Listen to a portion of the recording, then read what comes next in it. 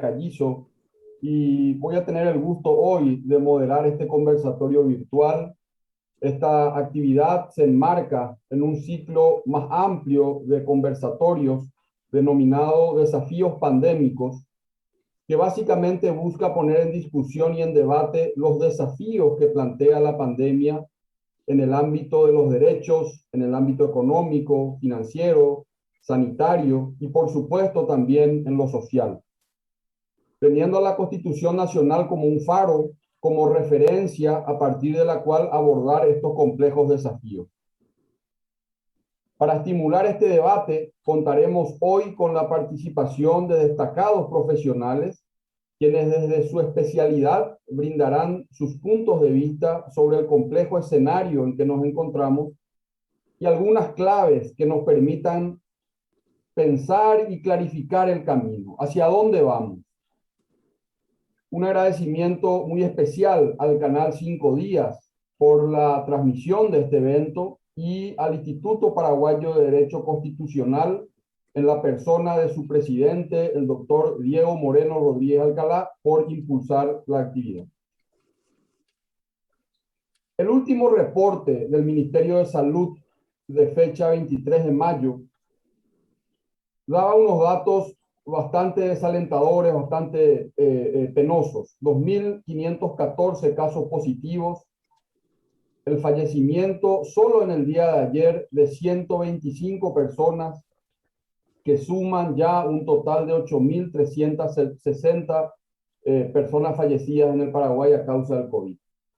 3.472 personas internadas, 564 en UTI, a la par de un proceso de vacunación y de adquisición de vacunas que avanza de manera sumamente lenta y preocupante.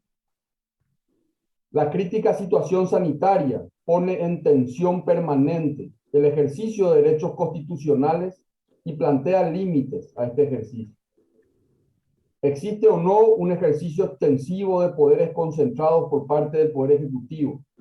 ¿Son o no constitucionales las disposiciones adoptadas vía decretos por el Poder Ejecutivo? Estas son algunas de las dudas que iremos planteando y develando en este conversatorio. La situación en cuanto al desarrollo de la pandemia en la región es bastante dispar e incluso entre las regiones en cada uno de los países. Es por esto que la mayoría de estos países han optado por planes graduales de reapertura, atendiendo a la evolución local de los indicadores epidemiológicos más relevantes.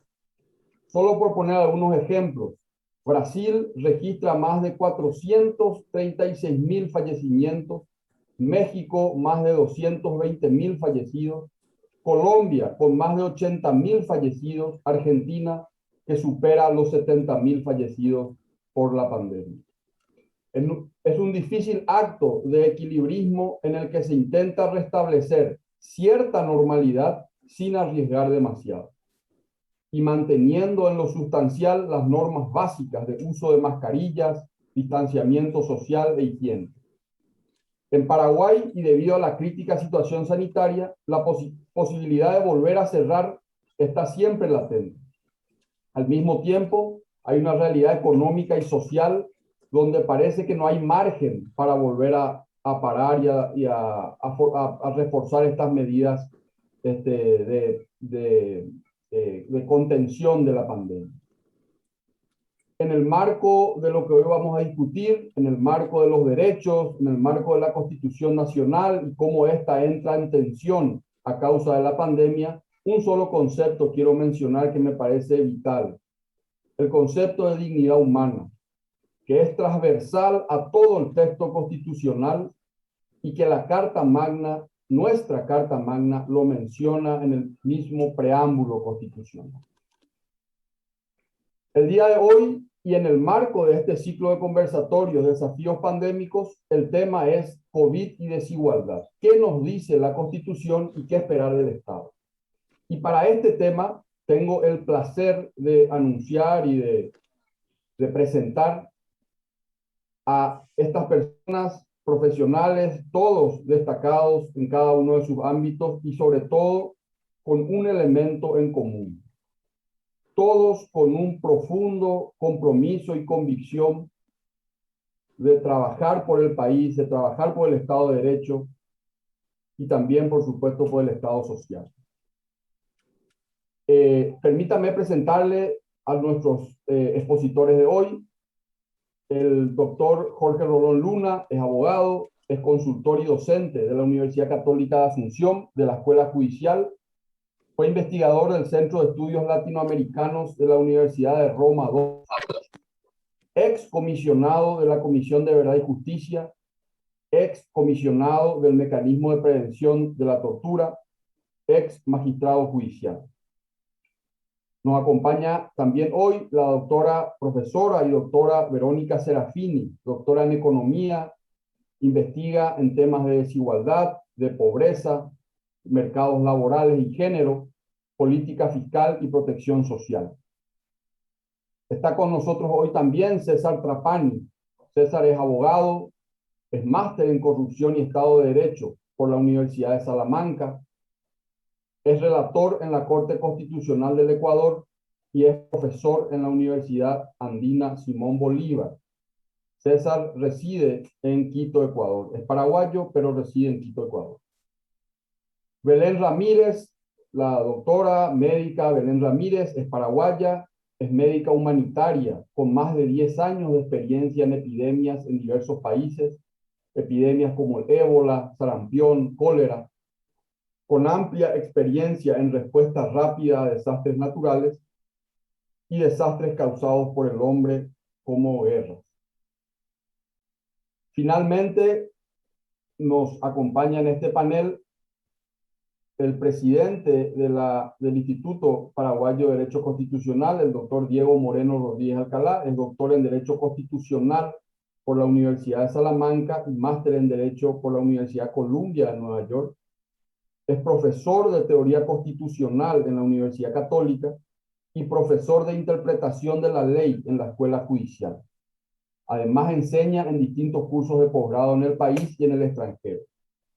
Su obra, Control Judicial de la Ley y Derechos Fundamentales, fue publicada por el Centro de Estudios Políticos y Constitucionales de Madrid, el prestigioso Centro de Estudios Políticos y Constitucionales de Madrid, y actualmente, como dije al comienzo, es presidente del Instituto Paraguayo de Derecho Constitucional.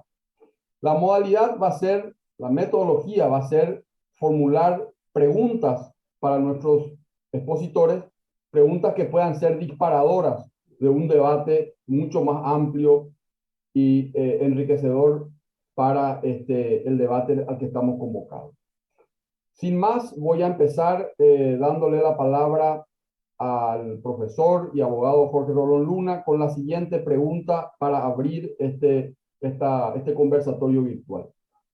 ¿Cómo ves, Jorge, el desafío que la pandemia plantea a la Constitución y a los derechos humanos? Me gustaría empezar por ahí contigo.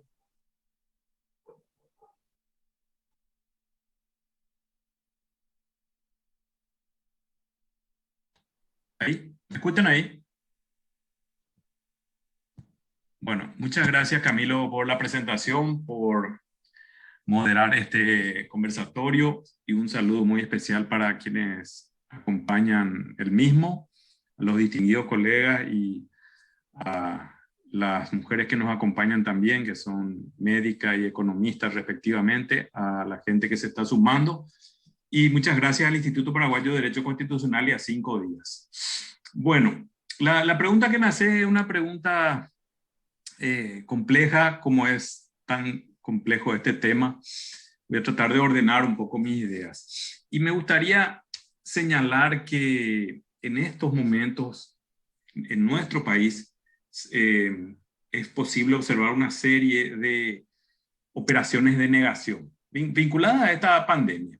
La negación, como todos sabemos, es un mecanismo de defensa de la personalidad por el cual reconstruimos el significado de hechos que nos causan dolor o alguna molestia profunda, con lo cual pretendemos que ese hecho o esa amenaza desaparezca, o para no vernos obligados a tomar decisiones drásticas en nuestras vidas. Es un mecanismo natural, hay que señalar eso también, nada del otro mundo.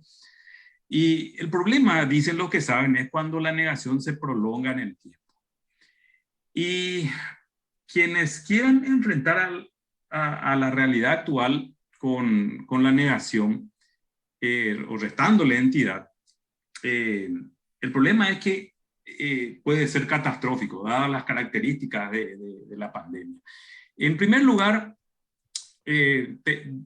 observo yo una situación en la que, lejos de ser provisional, estacional, temporal, es la nueva realidad, sin mayúsculas. Y en ello coinciden los científicos, a quienes hay que escuchar, que son los médicos especialmente, pero también pensadores de calibre, digamos.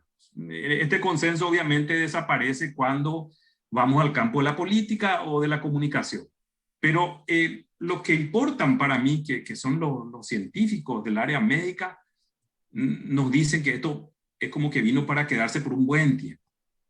El pensador esloveno Zizek dijo hace poco en una entrevista que el mundo tal cual lo conocemos, con sus reglas escritas y no escritas, está en una especie de stand-by, ¿sí? Me viene a la mente también el discurso de marzo del año pasado de la canciller alemana Angela Merkel, quien decía que estamos ante un desafío inédito, ¿sí? Y cito a Merkel porque a veces se piensa como que por estas latitudes o en algunos sectores se pretende caracterizar a esto como algo que no es eso, que no es un desafío inédito. Y además singular, el COVID se ha convertido a partir del llamado modelo surcoreano en la primera enfermedad global contra la que se lucha digitalmente. Y esto da lugar a un debate que va más allá incluso del debate sobre las libertades públicas. También afecta, por ejemplo, la privacidad y todas esas cosas que Camilo mencionaba también. Ahora, el coronavirus produce infecciones masivas, simultáneas, con capacidad letal. Yo pensaba hacer un recuento de los datos, pero Camilo se me adelantó. Pero sí quiero señalar algo importante dentro de esos datos. Casualmente, hoy es nuestro conversatorio, ayer tuvimos la cifra récord de 125 muertos. Y ahí uno piensa en Coabolaños, la mal llamada tragedia. Mal llamada digo porque el concepto de tragedia se vincula a aquello que es inevitable, porque lo han decidido los dioses, porque está escrito en las estrellas. La tragedia es algo inevitable. Lo de Coabolaños fue evitable. Y ahí podemos cargar la responsabilidad en la administración municipal de ese entonces, en los dueños, en la codicia de los propietarios. En aquella ocasión murieron entre 325 y 400 personas. Y digo esas cifras porque no hay un acuerdo con respecto a las cifras oficiales. No todo el mundo cree que fue esa suma de, creo que 327. Ese hecho traumático para la sociedad paraguaya en términos cuantitativos es incomparable con lo del COVID. Solamente la semana pasada, murió más gente que la que murió en COVID. En la tragedia de Coabolaños. Lo que no sabemos, además, es cuándo esto va a parar. Esto va a continuar, esto sigue. Porque por lo que se sabe del virus, por lo que se está viendo en el mundo y en el país, no vamos a parar en poco tiempo de lamentar muertes, casos graves, compatriotas con secuelas parcial o totalmente incapacitantes, quiebras económicas y la multiplicación de las polladas y de las iniciativas solitarias que apenas buscan paliar este desastre. Ahora volvemos a las negaciones. La primera es entonces pretender que el virus no existe, que solo provoca una gripe insignificante que no mata. Pero sobre todo convierte a las personas infectadas en lo que decía una médica española, en bombas bacteriológicas que propagan el virus de una manera nunca vista. Entonces, a partir de eso, los clamores por una vuelta a la normalidad, al decir de Zizek, constituyen una exclusión psicótica de lo real, de lo tangible que tiene esta situación. Entonces vemos multitudes que fantasean como si fueran niños que se niegan a aceptar que los padres son los reyes magos. Pero sea la exclusión de lo que es el virus, neurótica, ¿sí? O psicótica, y no soy psicoanalista y no me voy a poner a definir eso, lo que sí existe es una operación política también dolosa y no inocente, que a veces pretende que dejemos de hablar del virus, de la situación de salud y de vida generada por él. La segunda negación es aquella que pretende que en el Paraguay tenemos una constitución cuyos mandatos solo son violados o incumplidos de cuando en cuando. Niegan que sean constante e intensamente violados e incumplidos, y al mismo tiempo encierra otra negación, que sería la tercera, la existencia de más de una centena de derechos consagrados en la Constitución paraguaya, y no apenas unos cuantos derechos, que son, entre comillas, los que importan. En otras palabras, la Constitución se viola cuando se incumple solo aquello que a mí me interesa como derecho. Y además, si observamos con mucha atención, estos otros derechos, entre comillas, no son ni siquiera nombrados la mayor parte del tiempo. Y aquí yo quiero citar a lo que se decidió en Naciones Unidas en la Conferencia Mundial de Derechos Humanos de 1993, donde se decide que los derechos humanos son integrales. Esa conferencia saca una declaración llamada Declaración de Viena, y ahí se dice, y voy a leer eso, para no perderme una palabra ni una frase, dice: todos los derechos humanos son universales, indivisibles e interdependientes, y están relacionados entre sí. La comunidad internacional debe tratar los derechos humanos en forma global y de manera justa y equitativa, en pie de igualdad y dándoles a todos el mismo peso. Debe tenerse en cuenta la importancia de las particularidades nacionales y regionales, así como los diversos patrimonios históricos, culturales y religiosos. Pero los estados tienen el deber, sean cuales fueren sus sistemas políticos, económicos y culturales, de promover y proteger todos los derechos humanos y las libertades fundamentales. Entonces, el constitucionalismo selectivo, así lo llamo, de quienes se invisten de un escrúpulo constitucional que olvida y niega la integralidad e interdependencia de los derechos fundamentales, también olvida y niega que desde el minuto en el que la Constitución paraguaya actual fue promulgada, existe un proceso de desconstitucionalización que nunca se ha detenido y que especialmente ignora o viola los derechos de los más desfavorecidos. No lo dicen, no lo verbalizan, pero establecen una jerarquía de derechos, que al mismo tiempo niegan. Es el desarrollo, en palabras de McGowan, del lado sacrificial del capitalismo.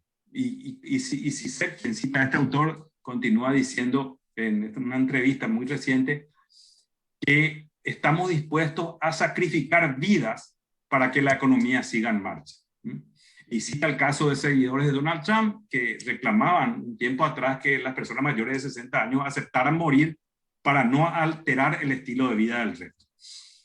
La pregunta es, para seguir con nuestras libertades, en realidad las libertades de algunos, ¿es legítimo arriesgar la vida de tantos? Pero tampoco pienso escapar de la contracara de esa pregunta. Enfrentar el virus significa que debemos renunciar a nuestras libertades. Yo particularmente creo que ninguna de esas preguntas tiene una respuesta fácil. Y la realidad, y ahí yo quiero hacer énfasis en la honestidad que es requerida para una discusión de este tipo, es que esto se está convirtiendo, y tenemos que reconocerlo, en un conflicto de visiones globales sobre la sociedad, la política, la economía, el funcionamiento de la sociedad y obviamente el derecho. Y no se debe negar que en toda discusión política o jurídica, en toda discusión sobre este virus, sobre esta pandemia, y que son en apariencias jurídicas o médicas, se cuelan la economía, la ideología y la política, todo el tiempo, por todos lados. Entonces, estas discusiones esconden los conflictos que a su vez ya preexistían a la pandemia. La desigualdad, o el statu quo, los derechos y el rol del Estado en promoverlos o satisfacerlos, quién se queda con qué en la distribución de los bienes, los servicios que se producen en una sociedad, las libertades en un país que tiene el récord de presos sin condena en el mundo. Creo firmemente que quienes acusan a los defensores del derecho a la vida y a la salud de dar preeminencia a un derecho en detrimento de otros, simplemente no verbalizan esa proyección que realizan. Acá nuevamente aparece, ¿sí?, los mecanismos de defensa, en este caso la proyección. Están proyectando ellos su vergüenza de admitir que ellos privilegien los derechos de libertad, especialmente económica, por sobre los otros derechos reconocidos en nuestra Constitución, y que están olvidados y enterrados en muchos casos. Jorge, sí. Tenemos que ir redondeando. Un minuto si se puede. Sí. Ok, entonces hay una serie de preguntas que debemos hacernos sobre este tema. Yo particularmente creo en la integralidad de los derechos humanos. Ser libre de moverse es tan importante como comer 3 comidas calientes al día, o tener acceso a salud, o poder dormir la noche bajo un techo, como decíamos con César Trapani hace poco, en algo que escribimos. Estos derechos deben coexistir. Y también que las medidas restrictivas, y esto es importante, yo les dejo eso a César y a Diego, una discusión más profunda acerca de cómo tenemos que encarar esto desde la perspectiva constitucional. Yo creo que estas restricciones tienen que pasar al menos por un triple test: legitimidad, constitucionalidad y racionalidad. Creo que tienen legitimidad por lo que es el virus, porque mata, porque produce casos graves, porque hace colapsar nuestro sistema sanitario y el de todo el mundo. Y reitero, dejo lo de la constitucionalidad y la racionalidad a la mirada de los colegas y de quienes más van a hablar hoy. Creo que también es importante decir que cuando uno, y quiero cerrar también con esto probablemente porque me hubiera gustado decir algo más, pero no hay tiempo. Pero cuando uno habla de la legitimidad de las restricciones, habla de la legitimidad de restricciones que apuntan al distanciamiento social, que se ha visto que es una de las medidas que funciona para detener o al menos ralentizar el avance del virus. Y no significa de ninguna manera de que uno está de acuerdo con la forma, el alcance, la pertinencia, el timing o la particularidad de las medidas restrictivas tomadas por este gobierno.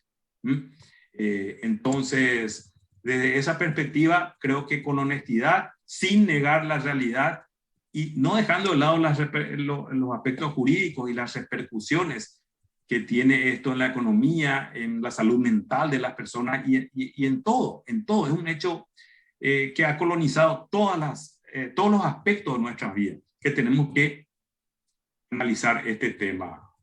Bueno, con eso cierro, Camilo. Y si existieran preguntas más adelante, gustoso voy a contestarlas si es que tengo la posibilidad de hacerlo. Gracias, Jorge.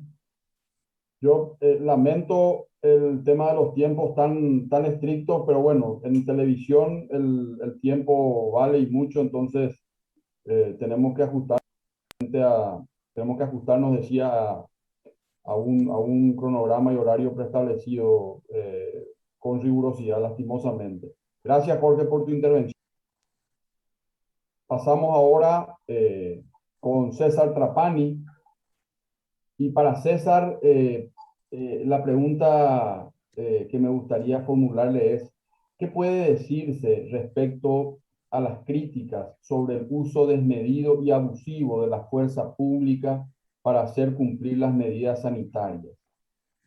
Eso es por un lado respecto a las medidas. Y después respecto al Estado, César. El Estado debe hacer uso de su poder sancionatorio para resguardar la salud. Son 2 preguntas complejas y tenés alrededor de entre 7 y 8 minutos. Es complicado, pero te pido que hagas un esfuerzo ahí de síntesis en ese sentido. Gracias, Camilo. Buenas tardes a todos y todas. Es para mí un verdadero honor y gusto estar acá compartiendo esta conversación.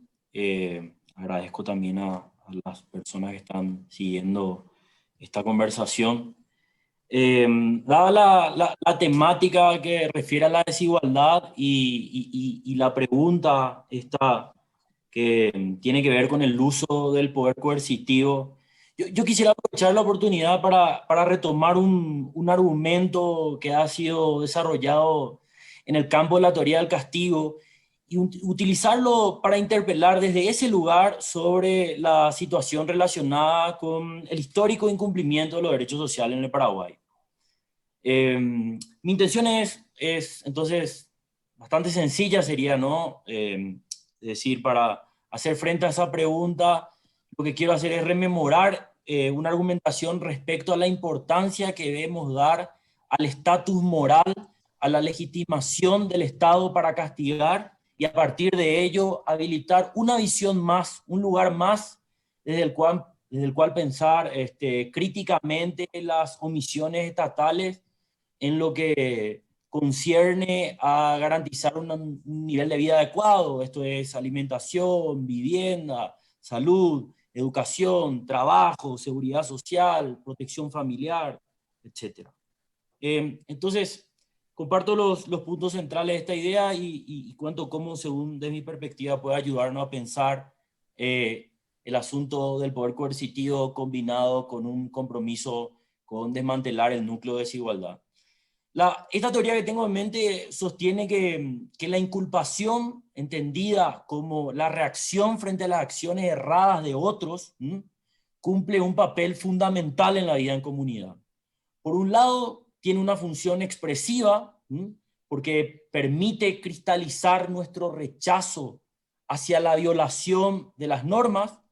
Cuando inculpamos a alguien, estamos canalizando concretamente nuestra desaprobación. Pero así también nos permite distinguir, inculpar nos permite absolver, dice, ¿no? Gustavo Beade, entre quienes cumplen y quienes no cumplen las reglas de la comunidad. Y sobre la base de esa distinción nos permite persuadir al transgresor para que no vuelva a hacerlo, tratándolo como un agente moral, como un igual que merece consideración y respeto, y al que tenemos que convencer por lo que hizo mal. Entonces, digamos, dada esta forma de pensar la inculpación, uno podría preguntarse, ¿pero qué pasa cuando nuestro reclamo, cuando la inculpación que hacemos tiene por detrás la hipocresía? ¿Puedo reclamarle a Jorge que no hizo su parte del trabajo cuando yo no hice la mía la anterior vez que nos tocó trabajar juntos en una tarea? ¿Y qué pasa cuando hay una complicidad? ¿Puedo inculparle a Jorge por haber entregado tarde un trabajo cuando yo le entregué los materiales a último momento? Entonces, sobre la base de esta idea, ¿no? Complicidad e hipocresía, lo que se dice desde algunos trabajos que atañen a la justificación del castigo es que cuando el Estado no cumple sus obligaciones y sus compromisos, su estatus moral para inculpar se ve socavado. Con esto, digamos, una nota al pie rapidísima, ¿no? Con esto no se propone afirmar que hay personas que están fuera de la ley porque el Estado le ha incumplido, ¿no? Y que pueden hacer lo que quieren. Es decir, no significa pensar que hay personas en la comunidad a las que no le podemos reclamar. En ningún modo. Lo que esta argumentación teórica, ¿no?, viene a cuestionar es que el Estado use el poder coercitivo alegremente sobre quienes están en la peor situación, ignorando el histórico incumplimiento hacia las necesidades básicas para una vida digna. Entonces, dado, digamos, este conjunto de ideas que tiene una forma de cuestionar, de interpelar la legitimidad estatal, el estatus moral del Estado para castigar, podríamos decir lo siguiente, ¿no? Hoy por hoy, a propósito de las medidas propias, ¿no?, del contexto pandémico,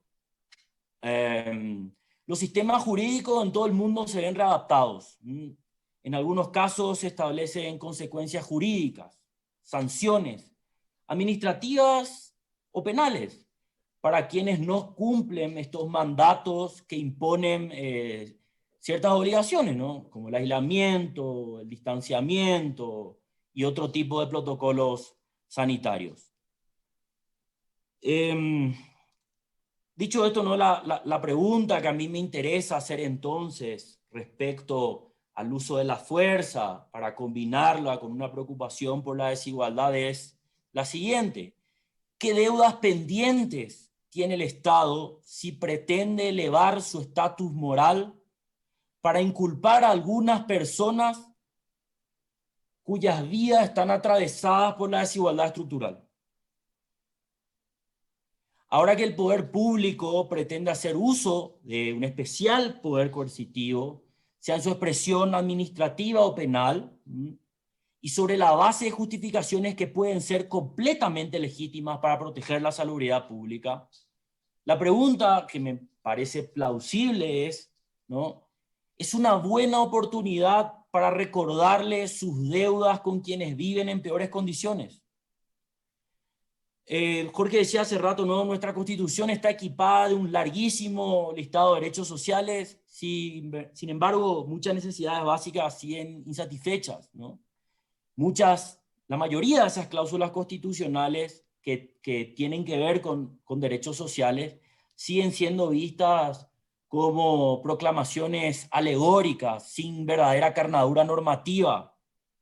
No hace parte de nuestro sentido común pensar que alguien pueda acudir a los tribunales y exigir acceso a vivienda, a educación de calidad, a salud.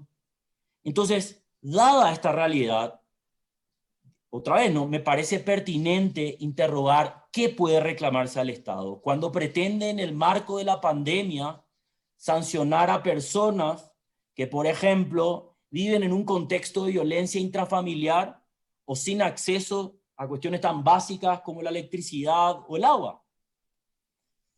Ahora, esta forma de aproximarnos a la legitimidad desde, digamos, poniendo en perspectiva la legitimidad del Estado para inculpar, según entiendo, puede servir de una manera diferente. En primer lugar, nos ayuda a pensar el funcionamiento del poder coercitivo desde un compromiso igualitario. Es decir, ante la entrada en vigor de normativa que establece consecuencias por no cumplirse los protocolos sanitarios, ante reglas que traen aparejado, ¿no?, sanciones, no alegamos simplemente que todos somos formalmente iguales y que porque no puedo mantener mi vida social me veo afectado del mismo modo que otras personas que están en una situación mucho menos favorable. No, por el contrario, como comunidad, lo que nos escandaliza es que el Estado inculpe sin tener todavía en el eje de su perspectiva garantizar ciertas condiciones de vida. Yo creo que esta forma de pensar este asunto del estatus moral del Estado para inculpar puede ayudar a situarnos en un lugar desde donde podemos mantener un compromiso, como decía, igualitario, ¿no?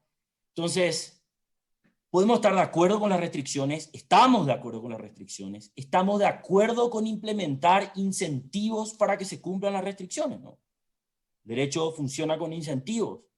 Pero eso no implica poner bajo la alfombra la histórica deuda de poner en marcha el programa de derechos que la Constitución consagra, y que si algo de vuelo tuviere, haría menos trágica la vida de muchas personas en estos tiempos de pandemia, como las que se encuentran en situación de calle, por ejemplo, ¿no? Entonces, cierro en un último punto, más o menos en sintonía con lo que decía Jorge. Hemos visto muchas críticas últimamente hacia las restricciones. Hemos visto muchas críticas hacia las restricciones. Cartas sobre la mesa, digamos, yo creo que, así como sostenía Jorge, parto de la idea de que el contenido de los derechos no es autoevidente. Parto de que el contenido de los derechos lo vamos llenando como comunidad a través de la legislación, del funcionamiento de la administración pública, de la jurisprudencia, de, digamos, la doctrina, la misma participación que tiene cada uno en su lugar como ciudadano. Entiendo que los derechos no son absolutos y que lo que importa normalmente es escrutar su razonabilidad si es que queremos hacer coexistir dos valores constitucionales, por ejemplo. Sin embargo, hemos visto que estas críticas hacia el uso de la fuerza pública, hacia el uso de la violencia estatal selectiva y sesgada contra los peores posicionados en nuestra estructura social, que funciona como apoyatura argumental, por así decir, para impugnar las restricciones o el poder coercitivo estatal, la habilitación del poder coercitivo estatal. Hasta ahora se ha traducido, como decía Jorge, en reparos jurídicos que tienen como eje la libertad ambulatoria, ¿no? Esos casos dramáticos sobre el uso de la fuerza siguen sin devenir, creo, ¿no? En reclamos que impliquen la adopción, que impliquen exigir la adopción de políticas que rompan el núcleo de desigualdad. Entonces, esto, Camilo, a propósito de tu pregunta, me parece que podemos acercarnos al uso del poder coercitivo, a mirar el uso del derecho penal, a mirar la capacidad del Estado para inculpar, para pensar qué tiene de deuda el Estado o qué compromisos ha incumplido, en qué situaciones es hipócrita, en qué situaciones es cómplice, históricamente hablando, ¿no? Esto no es un asunto contingente de algún gobierno. Y a partir de ello, reproducir desde otro lugar, de otra coordenada, un compromiso con los derechos sociales, y también distinguir, ¿no? Distinguir cómo afectan las restricciones a algunas personas en el marco de un contexto de extrema desigualdad. Bueno, eso por el momento. Gracias. Gracias. Gracias, César. Seguimos con la profesora Verónica Serafini. Verónica, ¿estás por ahí? Hola, profe. Estoy. ¿Qué tal, Camilo? Bien, muy bien. Bueno, buenas noches. Un gusto Gracias tenerte. por la invitación. Yo te quiero hacer, tengo una consulta. Yo tengo acá una consulta que quiero hacerte, siguiendo un poquito, aprovechando lo que decía César respecto a su observación sobre el Estado. Me gustaría, justamente sobre el Estado, preguntarte qué es lo que nosotros como ciudadanos necesitamos problematizar sobre el funcionamiento del Estado. ¿Qué es lo que nos estamos pensando que deberíamos pensar sobre el Estado, sus roles constitucionales, más allá de los casos sonados de corrupción pública, de sobrefacturaciones, que son los hechos graves, anecdóticos del día a día?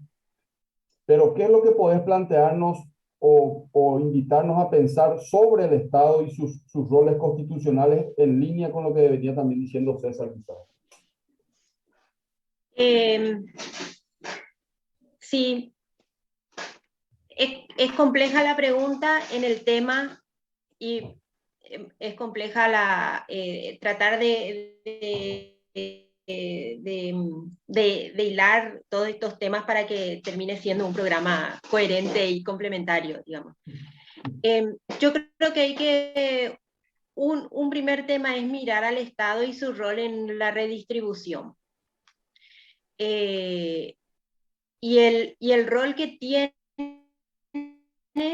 en penalizar o no atender los casos o los derechos de una gran mayoría de la población.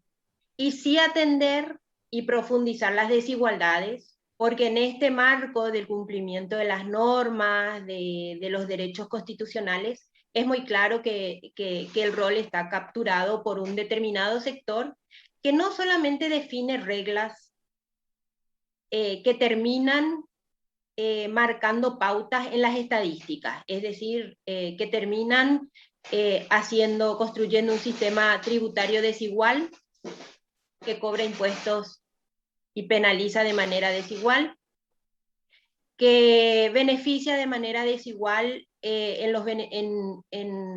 aquellos beneficios que se convierten en beneficios tributarios, porque no todos hacen uso de lo que se llama gasto tributario, es decir, de las exoneraciones, de las deducciones. No todos se benefician de la misma manera con los recursos que provienen de la deuda para financiar ciertos bienes y servicios. Y lo que ya sabíamos antes, no todos se benefician por igual con las políticas públicas por el lado del gasto. En salud, en educación, en infraestructura. Nosotros podemos ver en tierras cómo el Estado está presente en roles débiles para reducir las desigualdades, y al contrario, en su marco institucional reproduce desigualdades.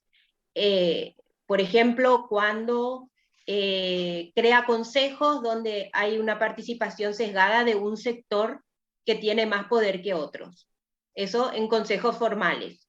O cuando crea reuniones para reglamentar leyes, trayendo a la mesa de discusión o de diálogo, de negociación, solamente a una parte de la población. Por ahí están, creo que los más conocidos, pero también tenemos que, se construyen desigualdades con las propias narrativas en las políticas públicas. Y esas son las cuestiones que creo que tenemos que, como sociedad, digamos, problematizar. Porque lo otro, creo que a partir de los últimos años y la pandemia dejó muy claro, si alguien tenía alguna duda de las desigualdades en Paraguay, en lo que son las condiciones sociales y económicas que son medibles en las estadísticas, la pandemia ya sacó todas esas dudas. Todo estaba escrito, los datos estaban, no los queríamos reconocer. Pero hay otros ámbitos en que necesitamos discutir como sociedad esa diferencia donde se hacen desigualdades. Por ejemplo, ¿qué es corrupción? Corrupción no solamente es el sobrecosto en las contrataciones públicas. Corrupción no es solamente que fueron los escándalos, el cocido de oro, los coquitos de oro. Corrupción no es solamente contratar a personas no idóneas y darles un sueldo por encima de lo que producen en el sector público. Hay muchas otras formas de corrupción que se ven mucho menos, y que inclusive ni siquiera son, probablemente ustedes los abogados podrían profundizar en eso, probablemente ni siquiera están tipificados como corrupción. Aquí lo vemos como positivo, mientras que en otros países son delitos. Por ejemplo, el caso de la puerta giratoria o la circulación público-privada, que le llaman en otros países. Es decir, funcionarios que vienen del sector privado, entran al sector público y vuelven a salir. Haciendo en el medio tráfico de influencia, accediendo a información privilegiada, que después le dan ventajas cuando salen del sector público. Eso, en la narrativa en Paraguay, nos vendieron como profesionales tecnócratas que iban a contribuir a la eficiencia porque traían esa experiencia del sector privado. En otros países eso es un delito. Otro de los temas que genera mucha desigualdad, más allá de los datos estadísticos, son el propio sistema público, que va más allá de la sobrefacturación. Es el ponerse de acuerdo. Nuestro mercado es muy pequeño. No podemos partir del supuesto de que hay competencia, como dicen los manuales de Economía 1. Tenemos que legislar asumiendo que en casi cualquier sector económico que quiera contratar con el Estado, son pocas empresas que tienen una gran capacidad que tienen poder de mercado, que pueden ponerse de acuerdo, o sea, coluir, que pueden no presentarse a licitación y obligarle al Estado a llamados donde no hay concursos. Es decir, hay múltiples formas que, si bien a lo mejor no están tipificadas como corrupción en Paraguay, sí tienen un problema ético de fondo grave. porque terminan beneficiándose unos pocos en contra del bien común, que es el rol del Estado. Y eso parecería, a veces uno se pregunta, parece que no está en la sociedad esa mirada a otras formas de corrupción, a otras formas de generación de desigualdad. Sin embargo, si uno mira los datos del Latinobarómetro, uno podría decir que la sociedad sí entiende que hay un gobierno para pocos, porque hay un dato muy importante en Latinobarómetro. Paraguay es uno de los países en el que la ciudadanía, con un mayor porcentaje de la ciudadanía que piensa que el Estado gobierna para los poderosos. Si bien creo que hay espacios en el que eso no se ve claramente, la percepción ciudadana sí está acorde con eso que no conoce bien. Entonces, creo que como sociedad tenemos que hacer el esfuerzo de poner eso en discusión. Son otras formas de generar desigualdades. Otro ejemplo que creo que desde el lado que más conozco, que es el de la pobreza. Cuando hablamos de subsidios a los pobres, como Tecoporá, nos encontramos con un montón de críticas. Pero cuando hablamos de becas para Becal, que tiene el mismo objetivo que Tecoporá, garantizar que estudiantes puedan hacer un posgrado o que los niños puedan terminar la escuela, se ve desde una mirada totalmente distinta, cuando el objetivo es el mismo, es garantizar el financiamiento de los costos económicos y de los costos de oportunidad de poder permanecer en el sistema educativo o avanzar en el sistema educativo. Pero miramos desde una manera totalmente distinta. En unos casos decimos, no, hay que enseñarle no hay que darle el pescado, hay que enseñarle a pescar. Y en serio podemos enseñarle a pescar a niños de 5, 6, 7, 12, 15 años que necesitan ingresos para poder terminar la educación media. 2 millones de los 2.500.000 adolescentes viven en hogares donde los adultos no ganan el salario mínimo. ¿Qué capacidad pueden tener esos hogares de financiar la permanencia de los niños, niñas y adolescentes? Y si hablamos de libertades, ahí desde el paradigma de desarrollo humano es muy claro. ¿De qué libertades uno puede hablar cuando no tiene las capacidades suficientes? ¿Qué libertad puede tener de elegir y de construir un proyecto de vida un joven de 18 años cuando no pudo terminar ni siquiera la educación escolar básica? Una niña o un niño o una niña a la que está sometida al criadazgo. Una niña que está concubina desde los 16 años. Una niña que es permanentemente violentada. ¿Qué libertad tiene, qué capacidad tiene ella para elegir?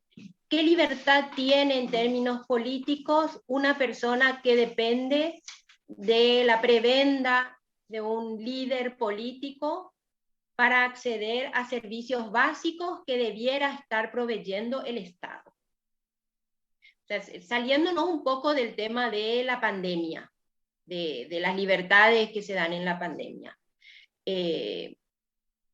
Me parece que esos son temas que no estamos discutiendo a profundidad y que debiéramos discutir, porque la pandemia hoy nos está obligando a mirar de una manera totalmente distinta el futuro. Estamos en un punto de inflexión en términos económicos en el que si no cambiamos no vamos a recuperarnos. Y volver al estado anterior a la pandemia no es viable, porque nos dejó hoy en esta situación. Hoy estamos siendo el país de mayor muerte a nivel mundial.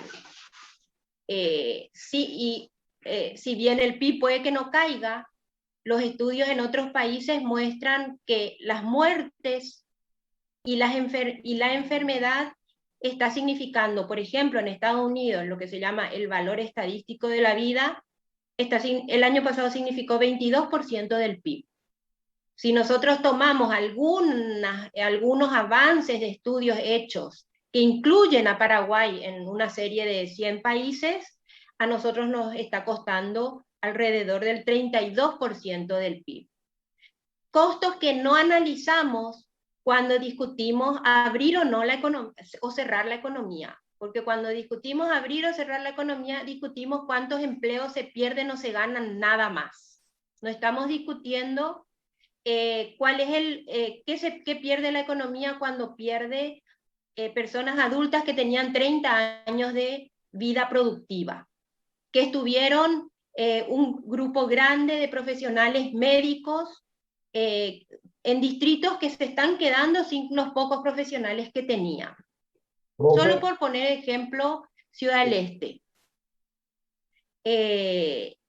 No estamos poniendo en el costo la cantidad de niños y niñas huérfanos y huérfanas, las familias que están perdiendo activos, que se van a endeudar de aquí a 5 o 10 años y que no van a tener vida productiva plena, porque van a tener que pagar deudas. profe, te interrumpo un segundo. Estamos despidiendo acá la grabación desde el canal 5 Días. Nosotros continuamos, pero quería agradecer al canal 5 Días por la transmisión de este primer conversatorio.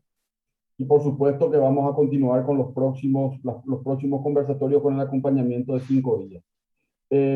¿Podrías, profe, dar una síntesis en